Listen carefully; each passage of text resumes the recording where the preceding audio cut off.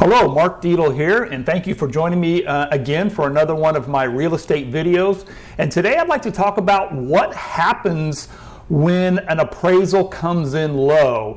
And I'm going to be speaking a little bit, or probably more specifically, from the seller's perspective. So when we list a home, we put it on the market based on the way the market is, and obviously we all hear how it's such a seller's market. We go on the market, we get an offer, we're working through the process, we have the appraisal done, and the appraisal comes back low. First and foremost, what I want to emphasize is every buyer has the right to have an appraisal.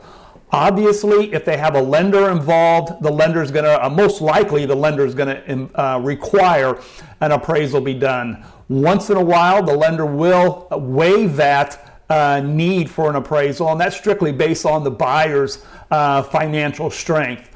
Also, too, when you have a cash buyer, that buyer also has the right to have an appraisal. Sometimes our sellers believe just because it's a cash offer, there's not going to be an appraisal, and that's not necessarily the case. So we have the appraisal done, it comes back low. What happens? Low means the appraisal value is less than the purchase price.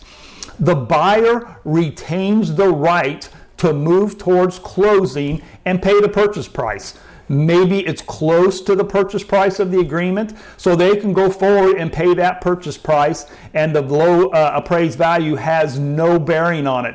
That's usually a cash situation, or when there is a lender involved, that buyer has the opportunity to make up the difference as far as the low appraisal versus the purchase price. But what happens when the buyer cannot move forward because they don't have the cash position?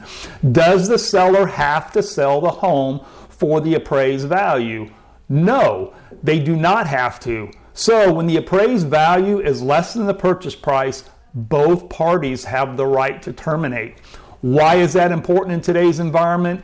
Because there is something called buyer's remorse, or maybe there was a situation that scared them on the inspection report and they're wanting to get out of the purchase agreement. So even if the seller agrees or they would like to accept the appraised value as the new purchase price, just remember an amendment has to be done agreeing to that by both parties, and the buyer does not have to move forward even though the seller wants to move forward at the appraised value.